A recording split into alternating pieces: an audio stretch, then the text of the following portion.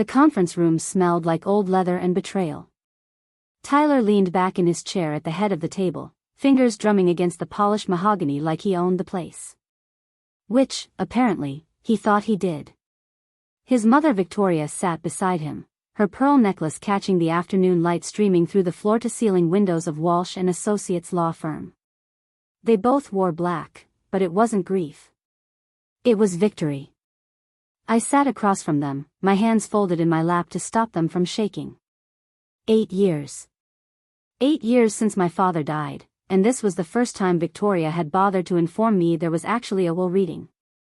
The first time she'd acknowledged I might have any claim to the man who raised me, who built a maritime consulting empire from nothing, who promised me I'd always have a place in the family business.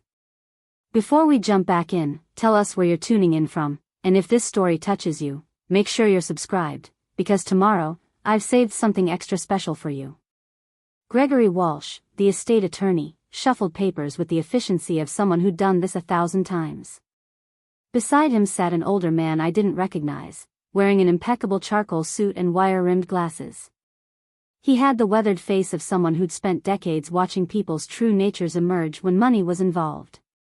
Tyler's smirk widened as Walsh cleared his throat. My stepbrother had always looked at me like I was an inconvenience, something tracked in on the bottom of his shoe. When his mother married my father 15 years ago, Tyler was 23 and already convinced the world owed him something. I was 17 and still mourning a mother I'd lost to cancer 3 years earlier. "Pack your stuff, Claire," Tyler said, his voice dripping with false sympathy. "The house needs to be cleared out by the end of the month. Mom's already hired an interior designer. She wants to redo your old bedroom into a yoga studio. Isn't that right, Mom?" Victoria's smile was thin and cold. "It's time to move forward, dear. Your father would want us to make the space our own. We've been patient long enough." Patient. As if my father's death had been an inconvenience they'd graciously tolerated. As if the Laurelhurst Craftsman house where I'd spent my childhood was just another asset to liquidate or renovate. As if I hadn't noticed how quickly Victoria had erased every trace of my mother from that house the moment she moved in, how my father's smile had dimmed year by year under her calculated affection. "Mr. Walsh," Tyler continued, clearly enjoying himself. "Can we speed this up? I've got a meeting with the contractors at 4. We're converting Dad's office into a wine cellar." Walsh's expression remained neutral, but something flickered in his eyes. Disapproval maybe, or pity. "Before we proceed with the primary distribution, there are some preliminary matters to address." "Preliminary matters," Victoria repeated, her tone sharp. "William's will is straightforward. Everything passes to me as his surviving spouse, with provisions for Tyler as my heir. Claire was provided for during her father's lifetime. There's nothing preliminary about it." The older man beside Walsh finally spoke, his voice carrying the weight of authority. "Mrs. Brennan, I'm Leonard Hartley, notary public and executor of certain ancillary documents related to Mr. Donovan's estate. I knew William for 32 years. We served together on the Maritime Commission before he started his consulting firm." His voice was steady, measured, but there was steel underneath. "I can assure you, nothing about this reading is as straightforward as you believe." Tyler's drumming fingers stopped. Victoria's smile faltered for just a moment before she recovered, her hand moving to touch the pearls at her throat. A nervous gesture I recognized from countless family dinners where she'd manipulated conversations to her advantage. Walsh opened a thick folder, but it was Leonard who reached across and placed his hand on a specific section. "Page 12, he said quietly, looking directly at me for the first time. "Everything changes on page 12. My name is Claire Donovan, and I'm 32 years old. For the last 13 years, I've been living in a cramped apartment in Portland's Pearl District, working as an operations manager for a small logistics company near the port. It's honest work, and I'm good at it. My father taught me how to read shipping manifests before I could read chapter books, how to optimize routes and calculate tonnage and understand the rhythms of maritime commerce. He built Donovan and Sutton Maritime Consulting from a one-room office into one of the most respected firms on the West Coast, and he'd always told me it would be mine someday. That we'd run it together. Then he married Victoria, and everything shifted like cargo in a storm. I was 17 when my father brought Victoria home for the first time. She arrived in a cloud of expensive perfume and carefully practiced warmth, her hand resting possessively on his arm. Tyler followed behind her like a shadow, 23 years old and already carrying himself with the entitlement of someone who'd never been told no. My father seemed lighter than he'd been in years, almost hopeful. "Claire," he'd said, his voice tentative in a way that made my chest ache. "I'd like you to meet someone very important to me." Victoria had studied me with the assessment of someone appraising furniture. She'd complimented my hair, my grades, the way I'd kept the house running after my mother's death. Everything she said sounded right, but felt wrong, like a meal that looks perfect but tastes of nothing. Within 6 months, they were married. Within a year, she'd convinced my father to put her name on the house deed. For estate planning purposes, she'd explained at dinner one night, smiling at me across the table. "Just a formality, really. Your father wants to make sure I'm taken care of if anything happens to him." My father had looked uncomfortable but nodded. "It makes sense, sweetheart," he'd said to me. "Victoria's given up her apartment, her independence. It's only fair she has security." What about my security, I'd wanted to ask. But I was 18 by then, and I'd learned that questioning Victoria's suggestions only made my father retreat further into whatever fantasy he'd constructed about their perfect blended family. Tyler had moved into the guest house, supposedly temporarily while he figured out his career path. 13 years later, he was still there, still figuring things out on my father's dime. The changes came gradually. My mother's photographs disappeared from the hallways, replaced by Victoria's expensive abstract art. The garden my mother had lovingly maintained was ripped out and replaced with minimalist landscaping. Tyler started referring to the house as theirs, as if my entire childhood had been erased with new paint and furniture. My father spent longer hours at the office, and when he came home, he was quieter. Smaller somehow. I left for college and never really came back.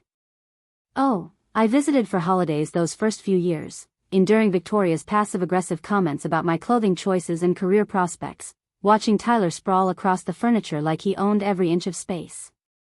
But after my father's business partner Frank Sutton pulled me aside during one Christmas dinner and told me he was worried about the company's finances, about decisions being made without proper consultation, I started finding excuses to stay away. My father died on a Tuesday morning 8 years ago. Heart attack at his desk, they said. Frank found him slumped over a stack of contract proposals, reading glasses still perched on his nose. He was 59 years old. I got the news from Victoria in a voicemail, her voice cool and composed. "Claire, this is Victoria. Your father passed away this morning. Services will be Friday at 2. I trust you can make arrangements to attend." "No, I'm sorry. No, this must be devastating for you." Just logistics, like I was a client she needed to manage rather than the daughter of the man she'd supposedly loved. I flew home from a work conference in Seattle, my hands numb on the steering wheel as I drove from the airport to the funeral home. The service was elegant and impersonal. Victoria had chosen everything, hired a minister who'd never met my father, selected readings from books he'd never read. She cried beautifully, her makeup never smearing. Tyler stood beside her looking appropriately somber in a suit I recognized as one of my father's favorites. Frank Sutton found me afterwards, his face drawn with genuine grief. "Your father was working on something," he'd said quietly, his hand on my shoulder. "Some kind of document revision. He asked me to witness his signature on paperwork about 2 months before he died, but he never told me what it was for. Said it was personal, that I'd understand when the time came." I tried to ask Victoria about it, but she said William had left everything in order. That there was nothing to worry about. But I worried anyway. I worried through the weeks and months that followed, as Victoria stopped returning my calls. As Tyler sent me a single text informing me that my father's personal effects had been donated to charity. As the house I grew up in became completely unrecognizable in the photos Victoria posted to social media, her and Tyler smiling in front of renovated rooms where my childhood memories had been painted over. I worried through 8 years of silence, of building a life that felt like treading water. Of wondering if my father had really meant to leave me with nothing, or if Victoria had simply been that good at making me disappear. And now, sitting in this conference room with Tyler's smug grin and Victoria's calculated composure, Leonard Hartley was telling me that everything changed on page 12. Walsh opened the will to the specified page. His hands were steady, but I noticed Leonard watching Tyler and Victoria with the focused attention of someone who'd been waiting a very long time for this particular moment. The preliminary distribution, Walsh began, his voice taking on the formal tone of legal proceedings, pertains to assets held in trust prior to Mr. Donovan's marriage to Mrs. Victoria Brennan. Victoria's spine straightened. Those trusts were dissolved. William and I discussed it. Everything was to be consolidated. Leonard removed his glasses and cleaned them slowly, deliberately. That's not quite accurate, Mrs. Brennan. The trusts you're referring to were indeed dissolved, but only to transfer assets into a new structure. One that neither you nor your son were made aware of, per William's explicit instructions. The temperature in the conference room seemed to drop 10 degrees. Preparing and narrating this story took us a lot of time, so if you are enjoying it, subscribe to our channel, it means a lot to us. Now back to the story. Tyler stopped slouching and sat forward, his eyes narrowing. What are you talking about? My stepfather told us everything. There were no secrets. Leonard's expression remained placid, but I caught the faintest hint of satisfaction in his voice. Your stepfather kept several things private, Mr. Brennan. As was his legal right. He pulled a separate folder from his briefcase, this one notably thicker than the primary will document. In the 18 months preceding his death, William Donovan made substantial changes to his estate structure. Changes that required witness signatures from parties outside his immediate household. I felt something shift in my chest, like the first crack in ice that's been frozen too long. My father had been planning something. Frank's cryptic comment at the funeral suddenly made sense. Victoria's knuckles had gone white where she gripped the edge of the table. This is ridiculous, she said, her voice tight. I was William's wife. His partner in everything. He wouldn't have hidden financial matters from me. We had complete transparency in our marriage. Did you? Leonard asked mildly. Then perhaps you can explain why your husband opened a separate consultation with estate attorneys in Eugene 18 months before his death. Or why he met with me personally on 6 occasions to notarize documents you never saw. Or why he specifically requested that this will reading be delayed until 8 years after his death, with the instruction that Claire be present for the full reading, not just a summary. 8 years. My father had built in an 8-year delay. Tyler's face had gone red, the way it always did when someone challenged his version of reality. You're saying he deliberately cut us out? After everything my mother did for him, after she gave up her own career to support his business. Victoria's hand shot out and gripped Tyler's wrist, silencing him. Her composure was cracking, but she was fighting to maintain it. I'm sure there's a reasonable explanation.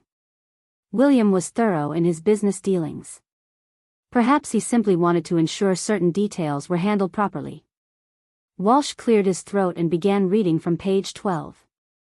I, William James Donovan, being of sound mind and body, do hereby establish the following irrevocable trusts and distributions, to take effect no sooner than 8 years following my death.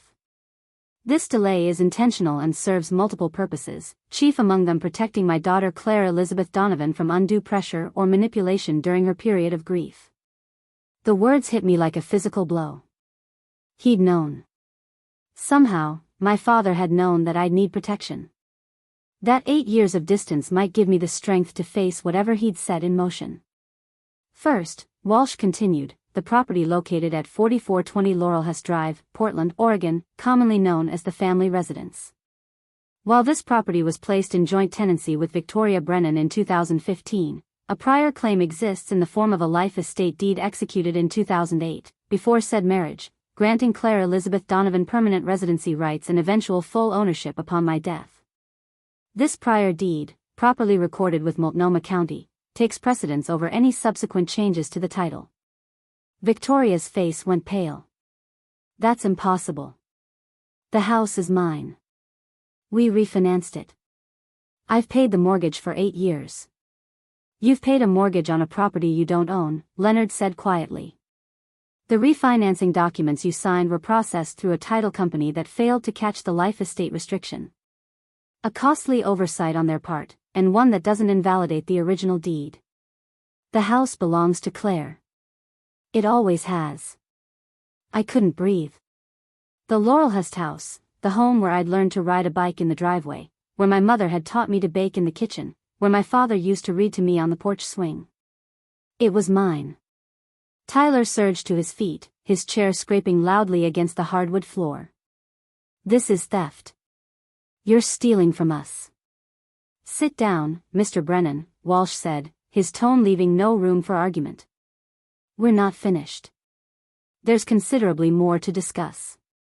Leonard was watching me now, and I saw something in his expression that looked like the grief I'd been carrying alone for 8 years.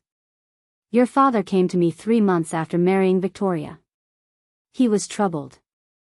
Said he'd made a mistake, that he'd been lonely and Victoria had been very good at filling that loneliness, but that he was starting to see discrepancies.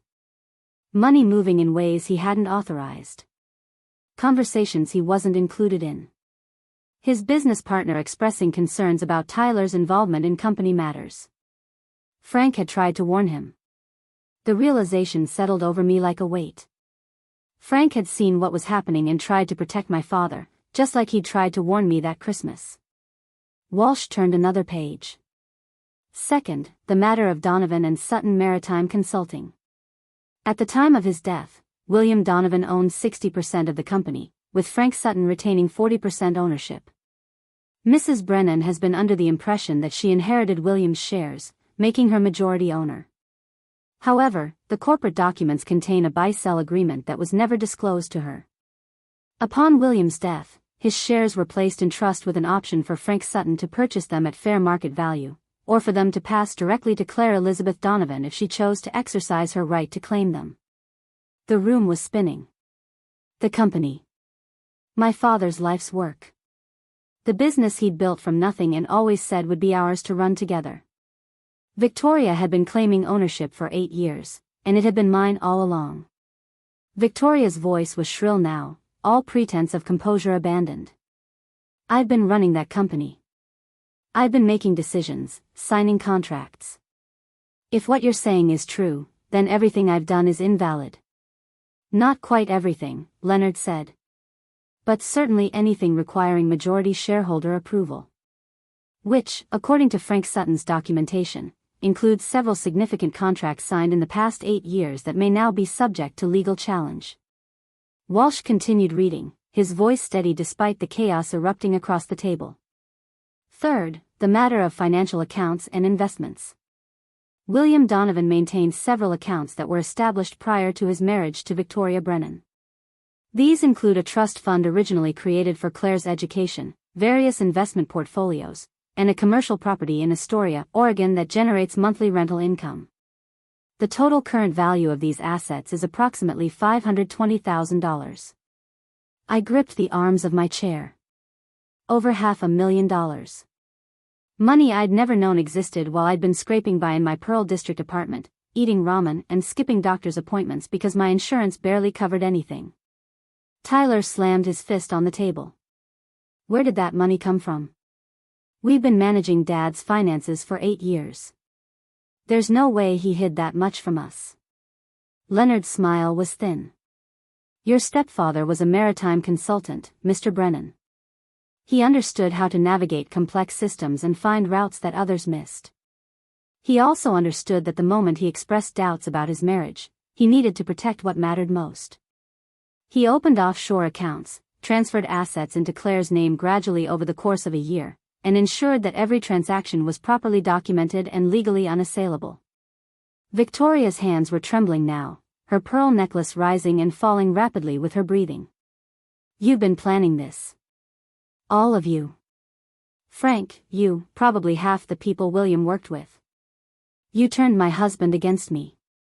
Your husband turned against himself, Leonard said quietly. Against what he knew was right.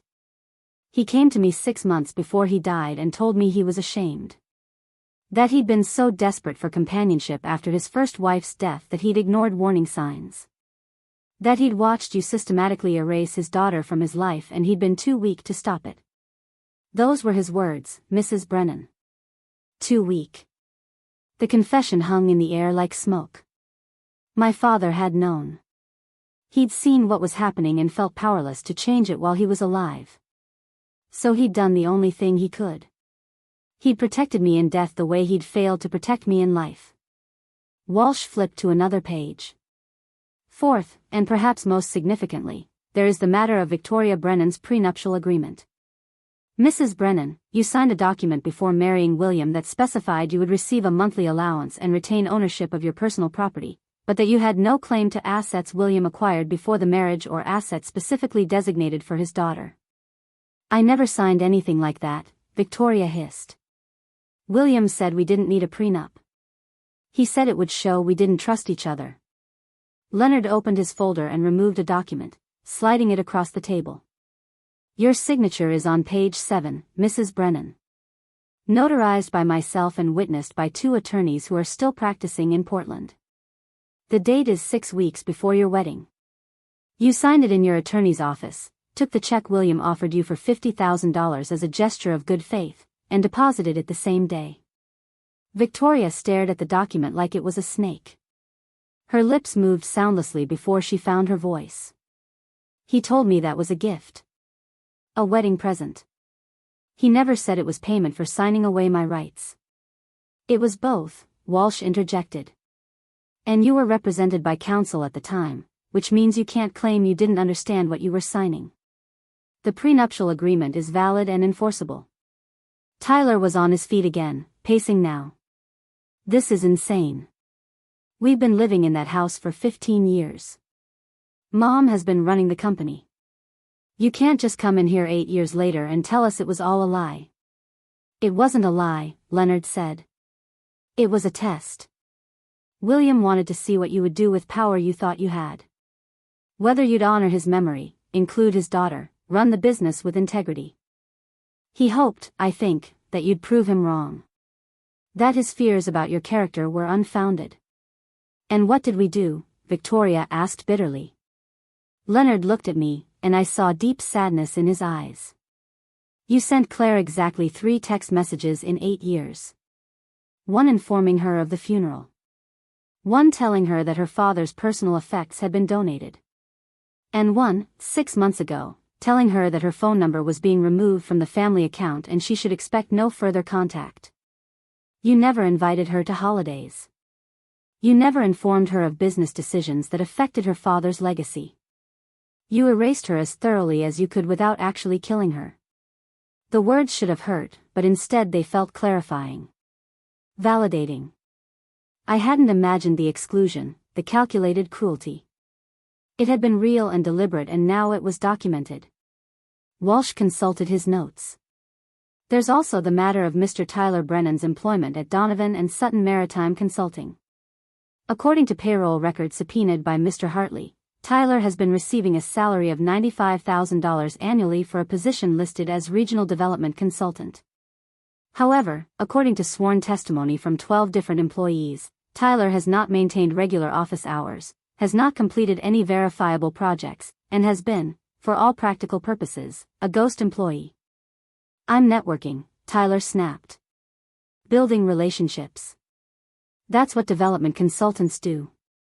You're collecting a paycheck for work you're not performing, Leonard corrected. Which constitutes fraud against the company. And since the company's actual ownership is now being corrected, that fraud was committed against Claire's inheritance. She has grounds to pursue criminal charges if she chooses. The room fell silent except for the sound of Victoria's ragged breathing. Everything they'd built their lives on for 8 years was collapsing, and I was watching it happen with a strange detachment.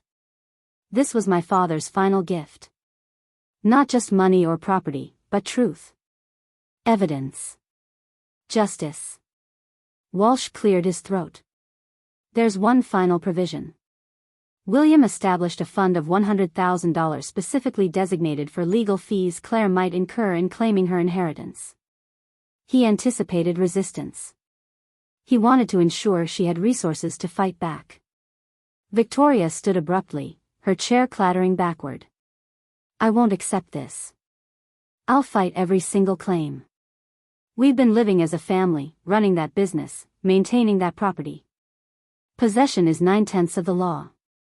Actually, Leonard said, gathering his documents with practiced efficiency, possession without legal ownership is called trespassing. And operating a business without proper authority is called fraud. I'd suggest you consult with your own attorney before making any further threats, Mrs. Brennan. Everything I've presented today is backed by original documents, proper recordings, and sworn testimony. Your husband was meticulous. I found my voice for the first time since the reading began. When do I take possession of the house? Walsh consulted a timeline. The life estate deed is already in effect and has been since your father's death. Technically, you could move in today. However, I'd recommend giving Mrs. Brennan and Mr. Brennan 30 days to relocate. It's cleaner legally and shows good faith. 30 days, Victoria repeated, her voice hollow. To pack up 15 years of my life. 8 years, I corrected quietly. You had 8 years in a house that wasn't yours. My father died 8 years ago. Everything since then has been borrowed time. Tyler moved toward me and Leonard stepped smoothly between us, his hand raised. Mr. Brennan, I'd advise against any actions you might regret. This conference room has security cameras. Any threats or physical intimidation will be documented and used against you. Tyler's face was purple with rage, but he stepped back. You're going to regret this, he said, his voice low and dangerous. We'll tie you up in court for years. You'll spend every penny of that inheritance on legal fees. Actually, Gregory Walsh said, closing his folder with finality, given the prenuptial agreement, the prior deed recordings, and the corporate buy-sell agreement, there's very little ground for contestation. You're welcome to try, but I'd estimate your chances of success at less than 5%. And given that Claire now has documented evidence of fraud, ghost employment, and potential embezzlement, filing suit would likely trigger a countersuit that would be far more damaging to you than to her. The fight went out of Victoria then. She sank back into her chair, suddenly looking every one of her 61 years. How long did he plan this? How long was he documenting everything, setting up these traps? They weren't traps, Leonard said gently. They were protections. William loved you once, I think. But he loved his daughter more, and when he realized he couldn't have both, he chose to protect her the only way he knew how. He told me the last time I saw him that he hoped he was wrong about you. That maybe time would change things. That's why he built in the 8-year delay. He wanted to give you a chance to prove your character. And we failed, Victoria whispered. Yes, Leonard agreed. You did. I stood on shaking legs, my entire body feeling like it might come apart. I need air. I need to think. Walsh handed me a business card. My direct line. Call me tomorrow and we'll discuss next steps. You'll need to meet with Frank Sutton about the company's shares, decide whether you want to buy him out or maintain the partnership. There's also the matter of the Astoria property and several other assets we haven't covered yet. I took the card and walked toward the door. Behind me, I heard Victoria's voice, thin and desperate. Claire, wait. Please. Can we talk about this? Privately? I turned back. She looked smaller now, stripped of the confidence she'd worn like armor. For just a moment, I saw the woman my father must have met. Someone lonely and afraid, looking for security. But then I remembered 13 years of calculated coldness, of being erased from my own family, of text messages that reduced my father's death to a scheduling inconvenience. No, I said simply. We're done talking. You have 30 days. 6 weeks later, I stood in the doorway of my childhood home with Leonard beside me. The moving trucks had left that morning, taking away Victoria's minimalist furniture and expensive art. The house felt empty but also lighter, like it had been holding its breath and could finally exhale. Your father would be proud, Leonard said. The way you've handled this, the grace you've shown even when you had every right to be vindictive. I walked through rooms that were slowly becoming familiar again. Victoria had left surprisingly little damage. Perhaps she'd known even then that it was temporary. In my old bedroom, I found something that made my throat tight. A box in the closet, pushed far back where Victoria must have missed it. Inside were my mother's gardening journals, my father's collection of maritime maps, photographs of the three of us before cancer and loneliness had rewritten our story. Frank Sutton called that afternoon. I was sitting on the porch swing my father had built, the box of memories beside me. "Claire, I wanted to check in. See how you're settling in." "I'm okay," I said, and realized it was true. Overwhelmed, but okay. "I also wanted to tell you that I've been contacted by 3 other families. People who worked with your father, who've been watching what happened with Victoria and Tyler. They're in similar situations. Adult children cut out of inheritances by new spouses, family businesses being mismanaged. They want to know if you'd be willing to talk to them. Share what you learned." The idea took root immediately. Other people trapped the way I'd been, thinking they had no recourse because the system seemed designed to favor the surviving spouse. What if there was a way to help them? What if my father's meticulous planning could become a blueprint for others? "Yes," I told Frank. "I'll talk to them." Within 3 months, we'd formed a network. Bethany Porter, whose stepmother had sold her late father's bookstore despite a verbal promise that Bethany would inherit it. Colleen Hayes, who discovered her mother's new husband had been forging signatures on estate documents. Denise Palmer, whose siblings had conspired to hide assets from their father's will. We met monthly, shared strategies, recommended attorneys who understood family estate law, and slowly built a resource that hadn't existed before. The local news picked up the story. Woman reclaims stolen inheritance, helps others do the same. Reporters wanted interviews. A legal aid organization asked me to speak at their fundraiser. The network grew from 5 families to 20, then 50. Tyler was charged with fraud. The ghost employment, combined with evidence of embezzlement Nina Cardenas uncovered, meant he was looking at potential prison time. He took a plea deal, 3 years probation and full restitution. Victoria quietly moved to Arizona, her reputation in Portland thoroughly destroyed. I heard through Frank that she'd gotten a job at a real estate office, starting over at the bottom. I should have felt more satisfaction, but mostly I felt tired. Justice was exhausting, even when you won.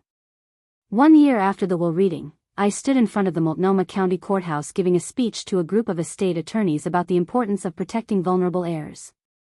Leonard sat in the front row, beaming like a proud father. Frank was there too, along with members of what we now called the Inheritance Protection Network. "My father taught me that the seed doesn't care about your plans," I told the crowd. "It will take what you don't secure." Family can be the same way. Love doesn't always protect us. Sometimes we need locks and contracts and witnesses. Sometimes we need people who will wait 8 years to read page 12. Afterward, a young woman approached me. She was maybe 25, with red-rimmed eyes that told me she'd been crying recently. "My dad just died," she said. "And my stepmom is saying there's nothing for me. That he left everything to her. I don't know what to do." I handed her my card. "Call me tomorrow. We'll figure it out together." That night, I sat on my porch swing in the Laurelhurst house that was finally, legally, completely mine. The garden was coming back, my mother's roses responding to care after years of neglect. Inside, the house was slowly filling with warmth again. Not the life it had before, we could never get that back, but something new. Something honest. My phone buzzed with a message from the network. Another family asking for help. Another inheritance being contested. Another chance to use what my father had taught me, to turn pain into purpose. I looked up at the stars over Portland and thought about page 12. About a father who'd known he was running out of time and had chosen to spend it protecting me. About justice that sometimes took 8 years to arrive but was worth the wait. The only inheritance that really matters, my father had written in a letter Leonard gave me after the will reading, is knowing someone fought for you. I hope I fought hard enough. "You did, Dad," I whispered to the night. "You really did."